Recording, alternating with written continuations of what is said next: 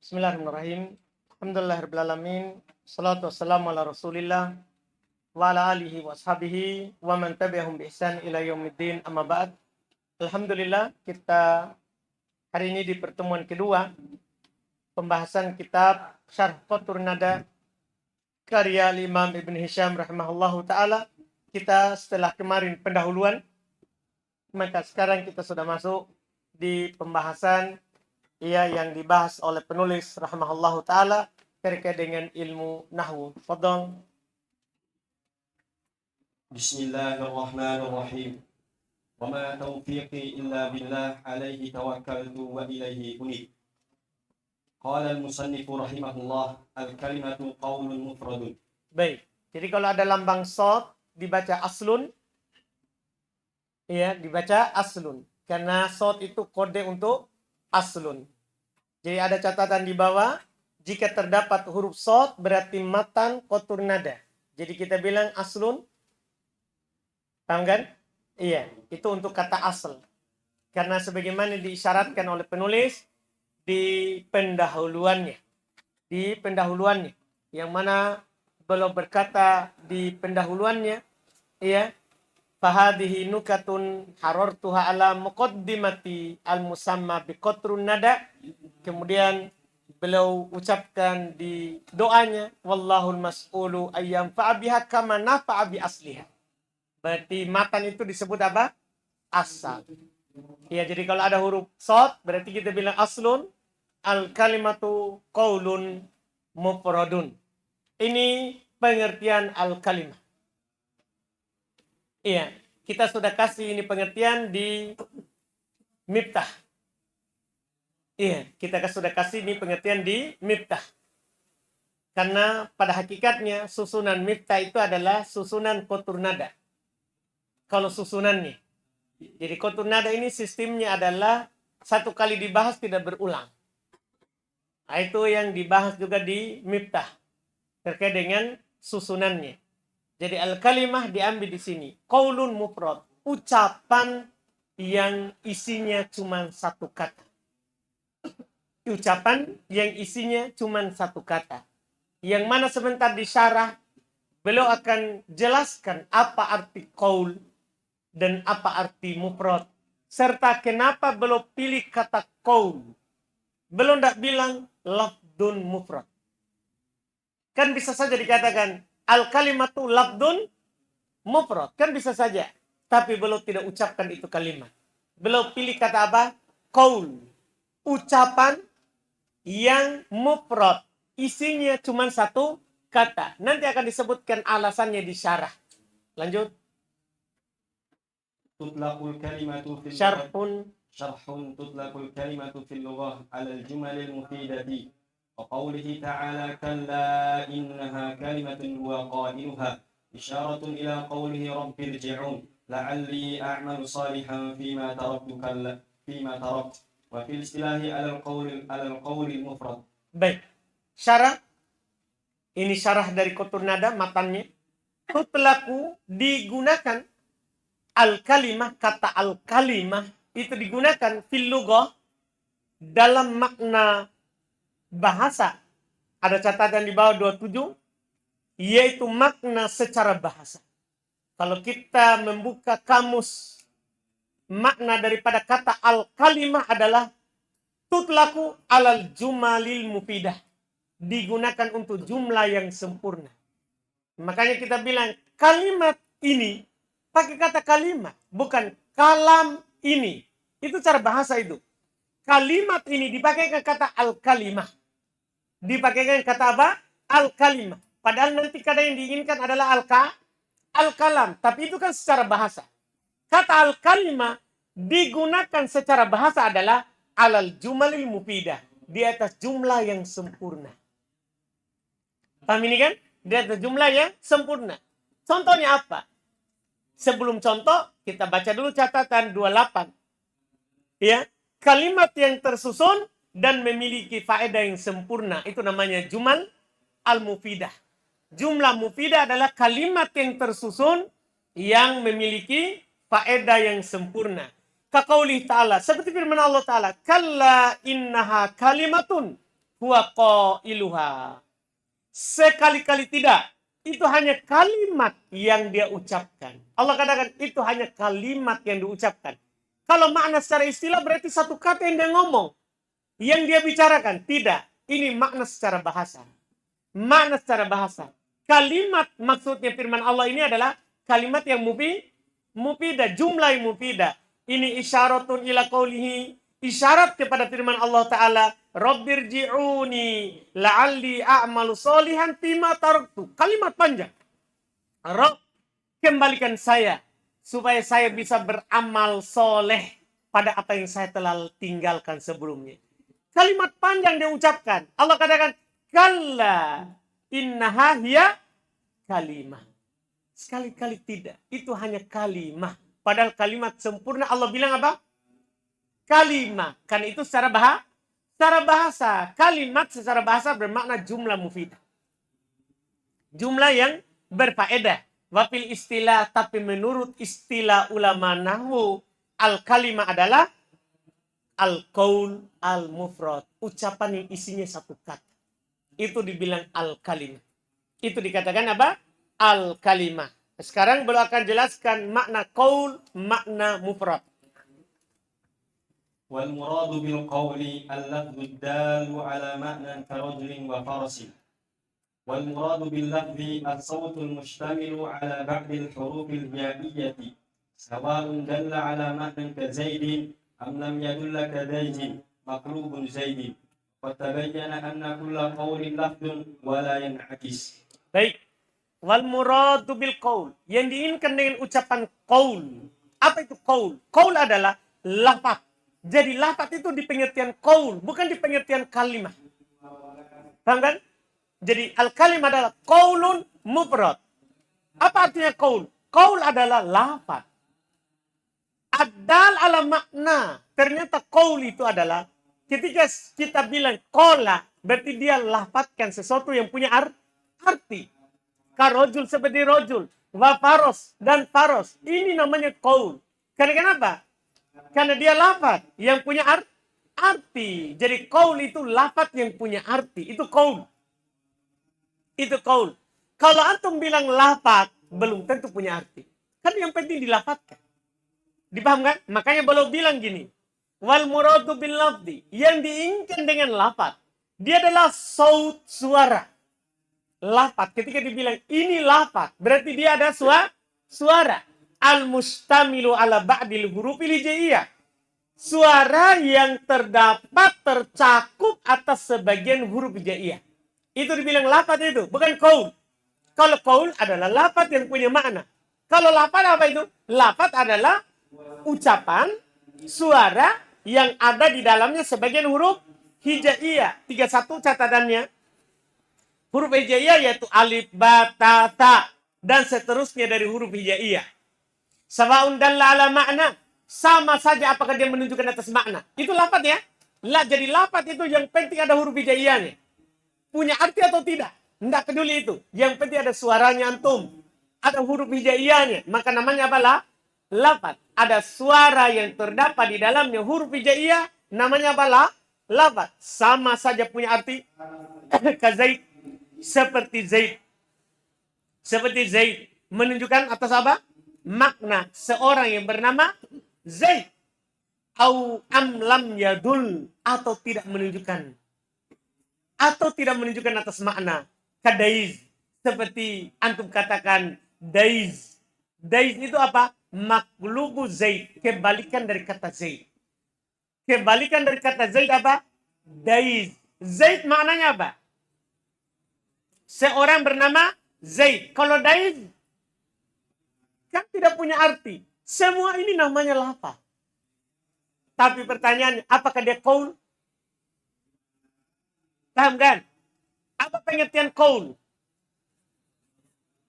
Lafaz yang punya makna. Itu pengertian qaul. Lafaz yang punya arti. Apa artinya lafaz? Suara yang di dalamnya terdapat huruf hijaiyah. Punya arti atau tidak punya arti. Makanya beliau bilang, qad tabayyana. Sungguh telah jelas. Telah jelas.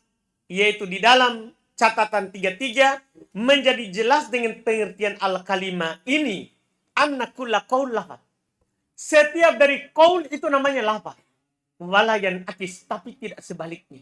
Tidak semua lafaz qaul. Anda paham ucapan Ibn Hisham ini? Hah? Setiap qaul pasti apa? Lafaz. Karena pengertian qaul apa? Lafaz. Kan begitu? Berarti setiap qaul adalah apa? Lafaz. Tapi tidak semua lafaz ucap qaul. Kenapa? Karena qaul lafaz yang punya makna. Sementara lafaz apa tadi?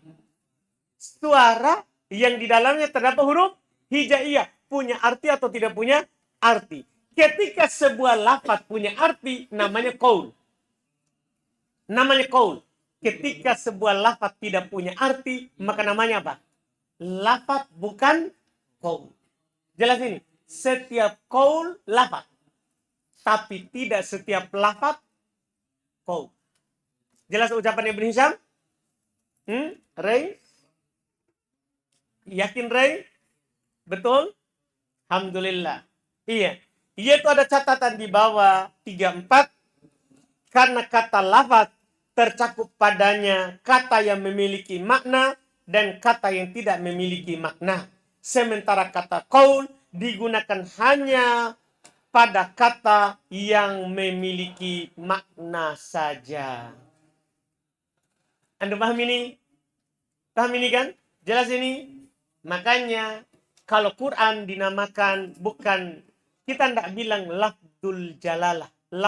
Lafadznya Allah. Tapi kita katakan apa? Qala Allah. Dipahami? Padahal sama. Atau kan bisa katakan lafadullah. Allah melafadzkan. Ya kan? Enggak. Kita katakan apa? Qala Allah. Kenapa bisa? Karena punya arti. Punya arti. Tidak ada yang tidak punya arti. Jelas pembahasan kita ini? Ini bedakan penggunaannya. Lanjut. والمراد بالمفرد ما لا يدل جزءه على جزء معناه وذلك نحو زيد فإن أجزاءه وهي الزاي والياء والدال إذا أفردت لا تدل على شيء مما يدل هو عليه بخلاف قولك غلام زيد فإن كلا من جزئيه وهما الغلام وزيد دال على جزء معناه فهذا يسمى مركبا لا مفردا. Masya Allah. Kata beliau wal muradu bil mufrad. Yang diinginkan dengan mufrad. Apa mufrad di sini? Di bab kalimah. Dia adalah ma la yadullu juz'uhu ala juz'i ma'nah. Apa yang bagiannya tidak menunjukkan atas sebagian artinya. Apa yang bagiannya tidak menunjukkan atas sebagian artinya.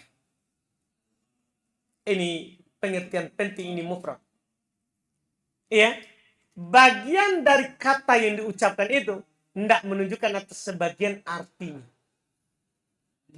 Ya, contoh sederhananya begini.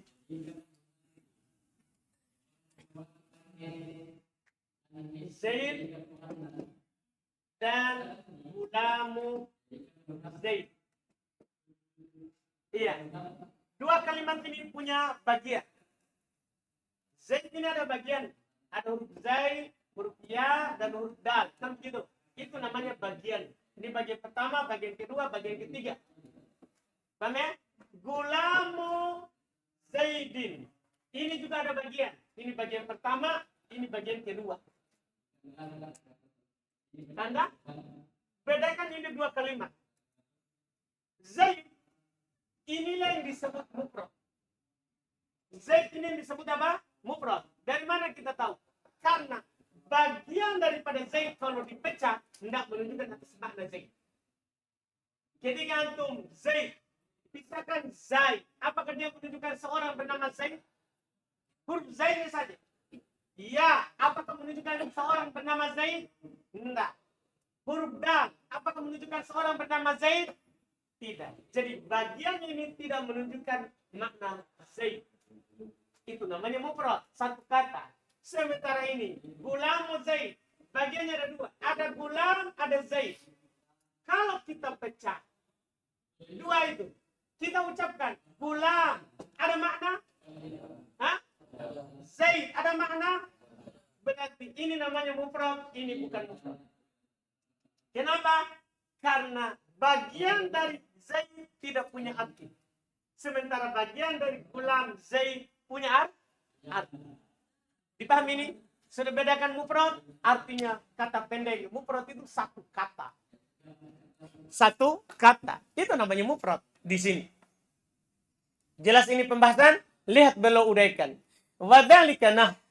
Demikian itu contohnya Zaidun. Contohnya kata Zaid. Fa inna ajza'ahu. Sesungguhnya bagian-bagiannya. Wahya dan dia adalah catatan 36 yaitu huruf Zai. Dan dia adalah yaitu huruf Zai. Ya. Dal. Idza ufridat. Jika disendirikan. Dipecah-pecah itu hurufnya. La tadullu ala syai'in. Tidak menunjukkan atas sesuatu. Mimma yadullu huwa. Dari apa yang dia tunjukkan. Alai atasnya. Jadi kalau dipecah itu Zai, Ya, Dal. Itu tidak menunjukkan apa yang ditunjukkan oleh Zaid. Tidak menunjukkan apa yang ditunjukkan oleh siapa? Zaid. Yaitu Zaid. Catatannya di bawah. Iya. Bihilati qaulika gulamu Zaidin. Berbeda dengan ucapan kamu gulam Zaid. Fa inna kullan min juz'ai. Sesungguhnya setiap dari dua bagiannya. Yaitu al-gulam dan Zaid. Dal ala juz'i ma'na. Menunjukkan atas bagian artinya. Karena gulam punya arti. Zaid punya arti. Kan begitu? Iya, itu bedanya. Fahada yusamma murakkaban la mufrada. Maka ini yang gulamu Zaid dinamakan murakkab. La mufrada tidak dinamakan mufrad. Paham ini? Paham perbedaan mufrad di sini? Jadi satu kata isinya. Itu mufrad di sini. Terus فإن قلت فلم لا اشترطت في الكلمة الوضع كما اشترط من قال الكلمة لفظ وضع لمعنى مفرد. Ini sudah mulai belokasi masalah. Karena Ibnu Hisham ini, kalau antum sudah paham itu berarti sekarang ada masalah lain. Ada orang bertanya. Disinilah saatnya kita berdebat. Kalau ada yang menyanggah. Dah? Itu selalu masalahnya begitu. Itu kok ada lurusnya begitu. Al-kalimah adalah qaul mufrad. Ucapan Ibnu Hisham. Kalimah adalah qaulun mufrad. Sekarang ada pertanyaan. Fa'in kulta. Jika kamu bertanya. Jika kamu bertanya. Nanti dia jawab sendiri di itu ucapan. Tapi dia kasih dulu masalah. Jika kamu bertanya. Falima. Maka kenapa? Lastarotta fil kalimah al-wad'a. Kamu tidak mempersyaratkan dalam kata pengertian al-kalimah. Kata al-wad'ah. Dan kata peletakan orang Arab. Nah, kenapa antum tidak bilang begini? Qaulun mufrad bil wad'i. Kenapa antum tidak taruh kata bil wad'i? Paham pertanyaannya? Kenapa antum tidak taruh kata bil wad'i? Seperti pengertian kalam, apa pengertian kalam? Apa pengertian kalam? Al-kalam huwa lafdul murakkabu al-mufidu bil wad'i.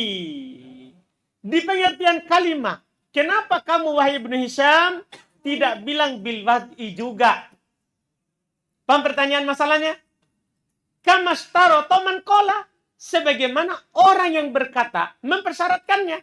Dia bilang al-kalimatu lafdun wudi'a li ma'nan mufrad. Ada di sana ulama lain memberikan pengertian al-kalimah dengan ucapan lafdun wudi'a li ma'nan mufrad. Lafaz yang diletakkan untuk sebuah makna dan dia adalah mufrad. Ibnu Hisham dua kata. Lafdun qaulun mufrad. Dua kata dia pakai di pengertian al-kalimah. Lafdun qaulun mufrad. Di sana ada yang berkata al-kalimah lafdun wudi'a li ma'nan mufrad. Atau kata lainnya juga adalah lafdun mufradun wudi alimah. Paham ini? Jadi ada kata wudi alimah. Ini pertanyaan yang ditanyakan kepada Ibnu Hisham. Jawabannya, kultu, jawab. قلت إنما احتاج إلى ذلك لأخذهم اللفظ جنسا للكلمة، واللفظ ينقسم إلى موضوع ومهمل، أحتاج إلى الاحتراز عن المهمل بذكر الوضع، ولما أخذت القول جنسا للكلمة وهو خاص بالموضوع أغناني ذلك عن اشتراط الوضع. Baik. Jawaban ini. Kultu, saya jawab. Saya jawab. Inna mahtaju. Tiada lain mereka butuh. Tiada lain mereka butuh. Yaitu orang-orang yang menggunakan kata bilwad'i. Tiada lain mereka butuh. Ila dalika kepada hal itu. Yaitu kepada wudi'a li ma'nan. Li akhdihim al-labda jinsan lil kalimah. Karena mereka mengambil kata lafaz dalam pengertian kalimat. Paham ini? Coba bedakan ucapan Ibn Hisham dengan ucapan selainnya.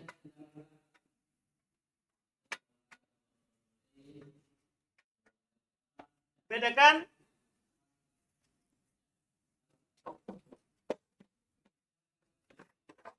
Nah, kalau Ibn Hisham belum bilang al-kalimah, ya, belum katakan al-kalimah adalah qaulun, ya, mufradun. Itu Ibn Hisham.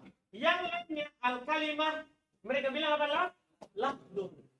Perhatikan ucapan. Lafdun. Kalau dia hanya bilang lafdun, ya, mufradun. Kalau dia langsung begini ya, lafdun, mufradun. Ini masalah nanti. Lafaz yang mufrad masalah nanti.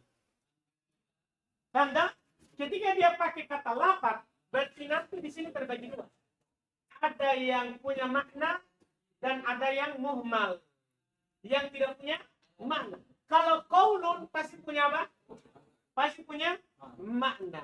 Sehingga ketika menggunakan kata lafaz, dia butuh kata wudi'a li makna. Kan begitu? Kalau dia pakai kata lafaz, kalau dia pakai kata qaul, tidak perlu. Jadi sekarang kenapa dia butuh ini kata? Karena mereka menggunakan dalam pengertian kalimah lafaz. Dah? Jadi alasan beliau, inna mahtaju ila dalika. Tidak lain mereka butuh kepada hal tersebut.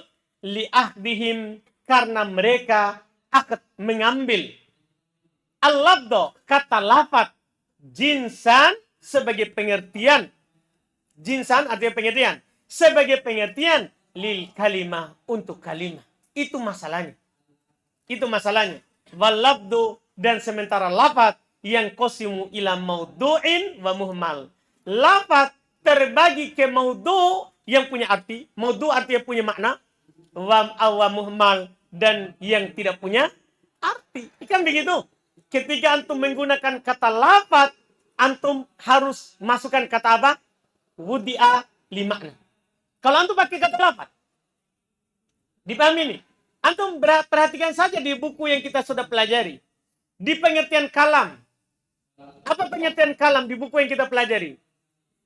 Lafdul murakkabu al-mufidu. Harus tambah kata apa?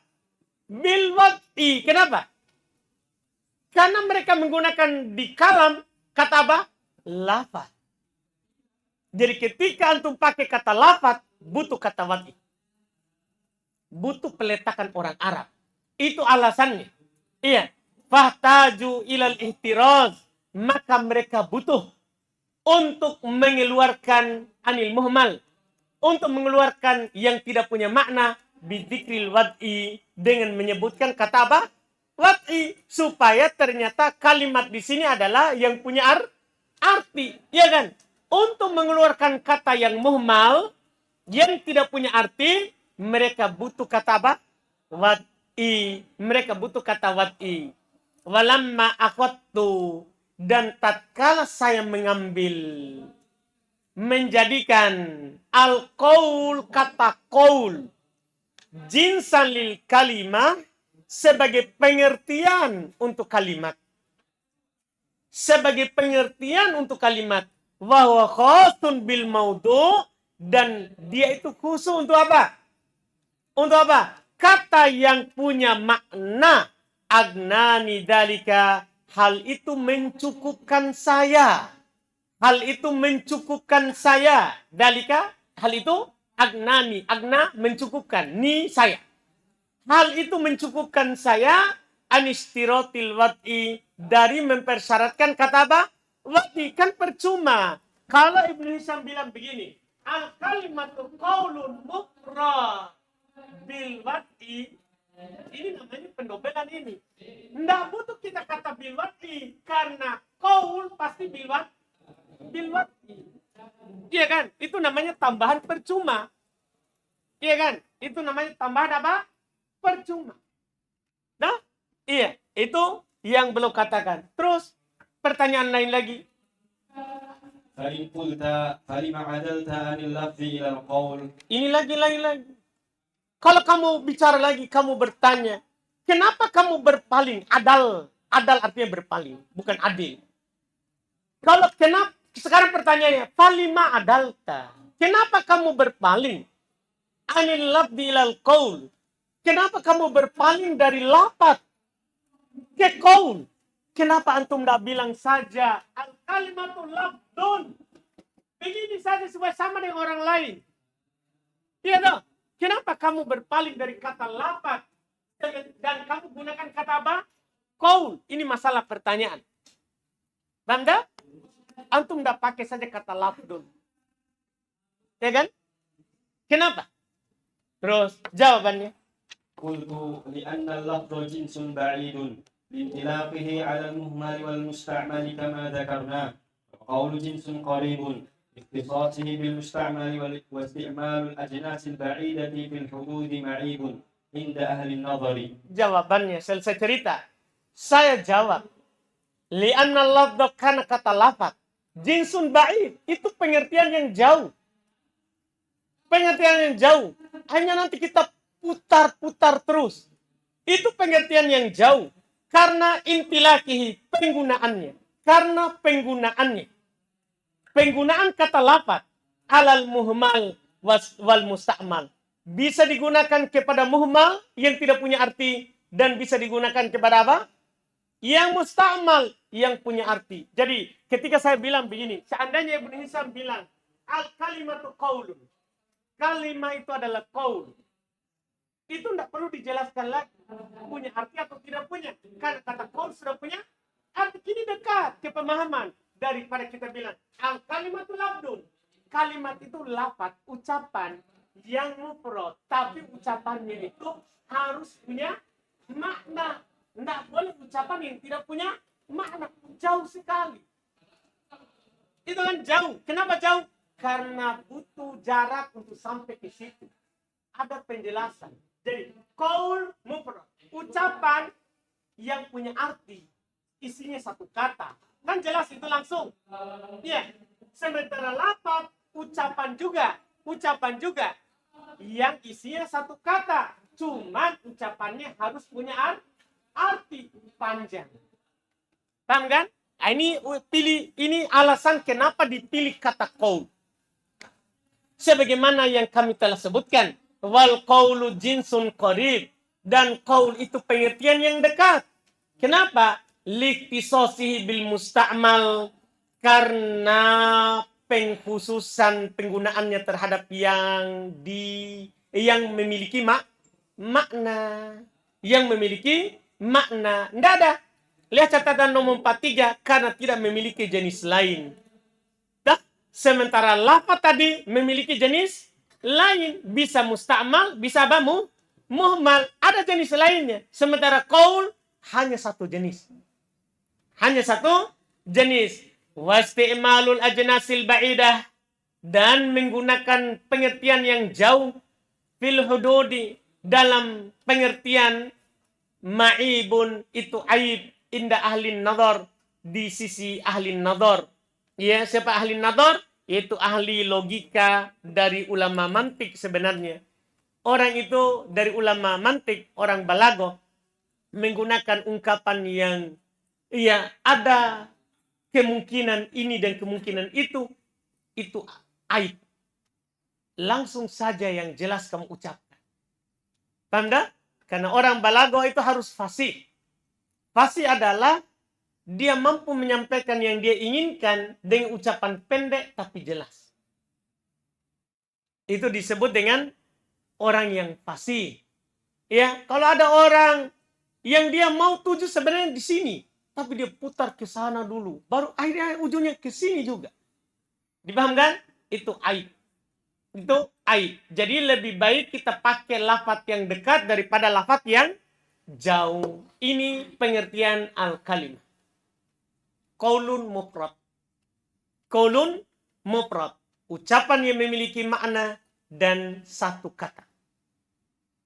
Satu kata. Ya, kemudian tadi selesai dengan sanggahan dari orang-orang yang misalnya bertanya. Sampai situ dulu.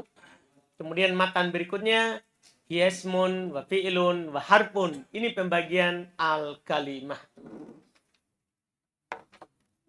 Kita lanjut lagi di pertemuan kita besok.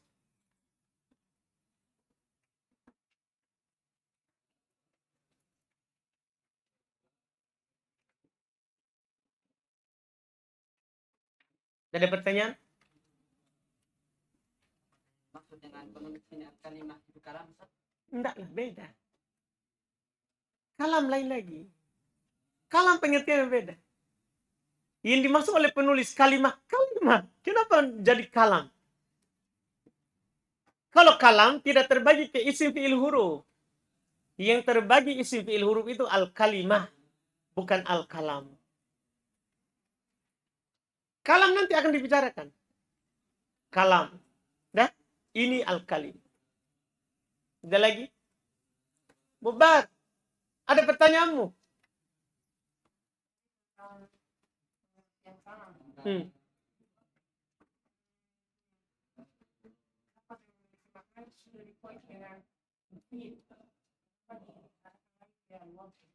Wati bahasa Arab. Kan tidak selamanya kata mufid itu adalah kalam menurut ulama nahwu. Ucapannya antum itu adalah bukan kalam.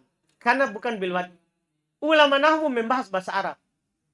Jadi belum tentu itu murakkab mufid. Dia adalah kalam. Karena harus berbahasa Arab. Dah? Alhamdulillah. Ada pertanyaan lagi?